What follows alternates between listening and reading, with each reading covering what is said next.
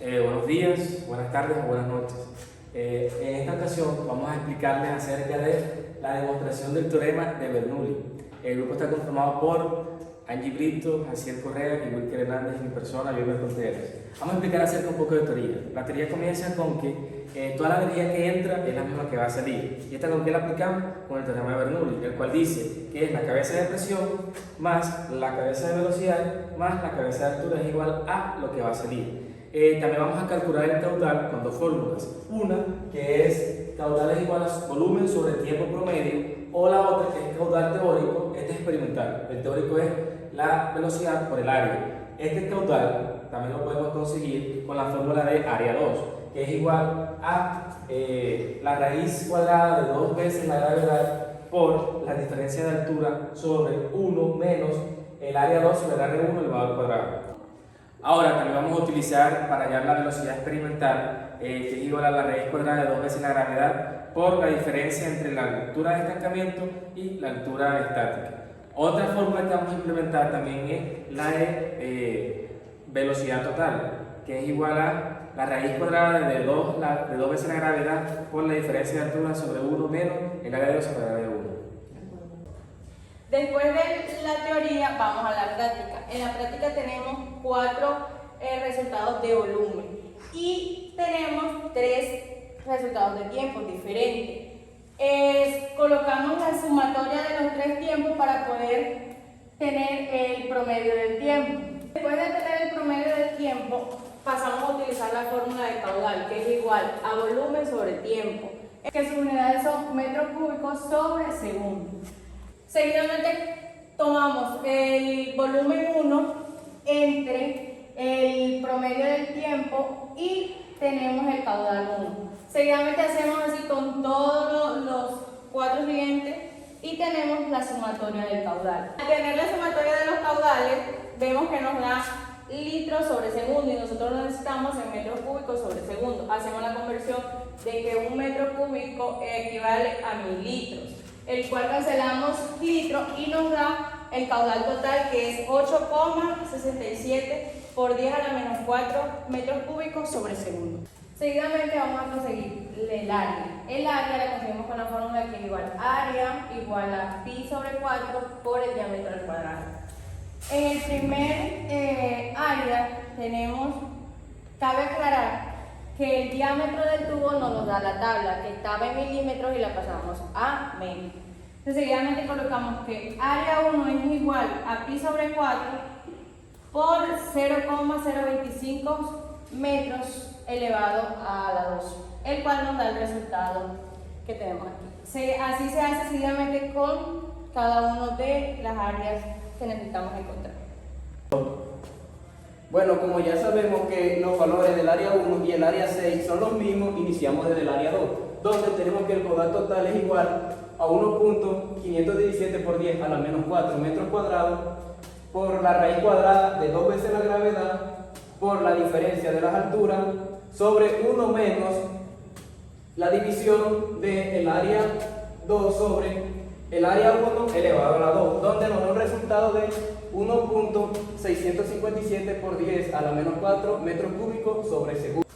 Bueno, luego realizamos el mismo procedimiento para hallar los demás caudales con las otras áreas. Ahora, cabe resaltar que, como ya lo había dicho en el comienzo, como los valores del caudal 6 son iguales al caudal 1, tenemos que, como son los mismos valores, al realizar la división de el área 1 sobre el área 1, daría 1, por lo que 1 menos 1 sería 0 y al dividir cualquier número entre 0, eso daría una indeterminación. Ahora para el cálculo de velocidades estaremos utilizando la fórmula de Torricelli.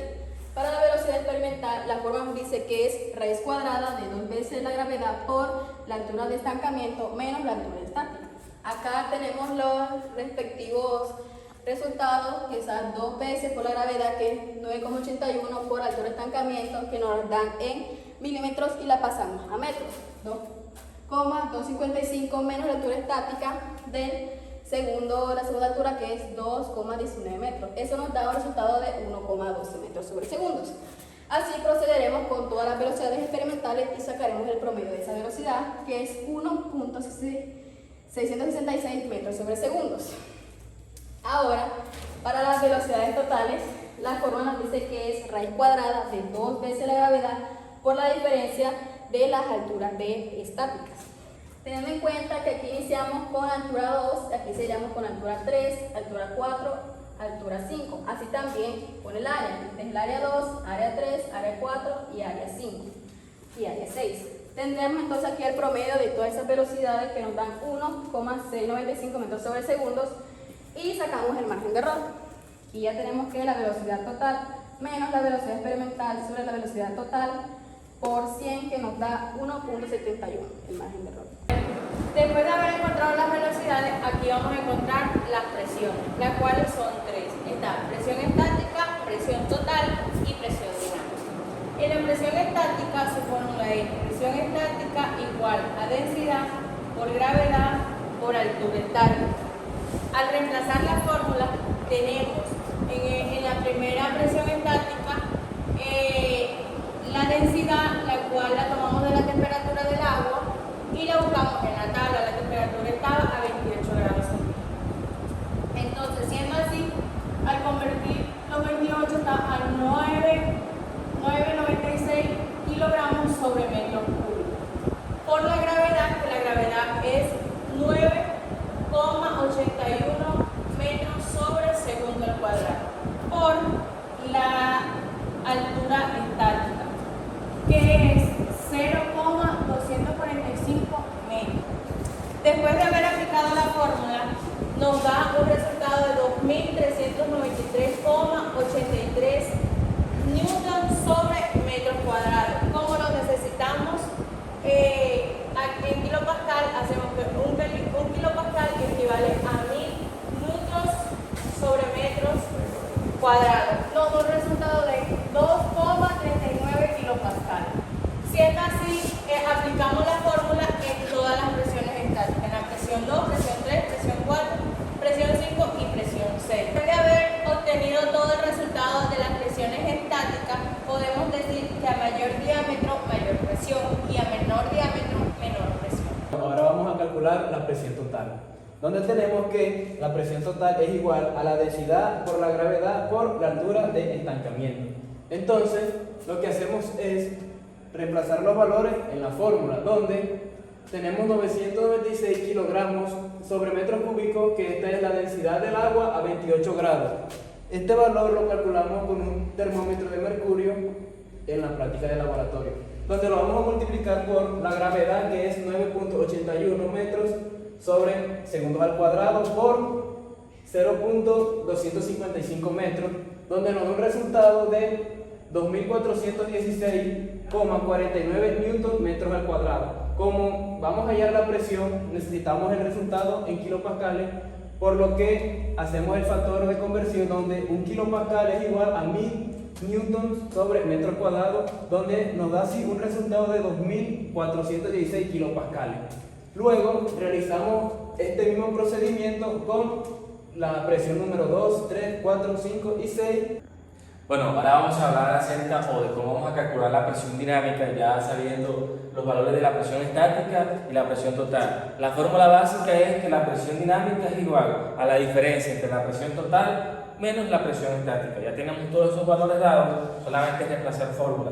La presión dinámica en 1, vamos a los resultados, es la presión total en 1, que ya sabemos que es 2,416 kilopascal menos la presión estática en 1, que es de 2,339 kilopascal. Esto es igual a 0,026 kilopascales.